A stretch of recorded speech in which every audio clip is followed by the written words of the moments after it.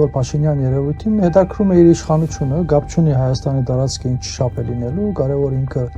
իր աթոռն ու իշխանությունը բաբանի, իր միտաբաշտական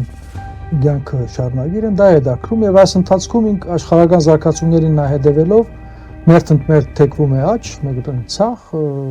դրվելու, հա, նպատակով իշխանություն բայելու գլխավոր նպատակով։ Այստեղ խոսակցություն չկա, հա, պետությունը ստեղծելու, առավել ևս ազգային պետությունը ստեղծելու, առավել ևս պաշտպանված պետությունը ստեղծելու, այդ խնդիր տրված չի, պարզապես նա կարծում է, որ այս խառնակ վիճակում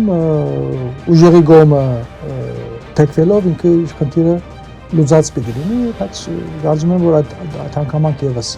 շատ հասունացած է, ինքը Նիկոլ Փաշինյան գործիչ երևույթը, որը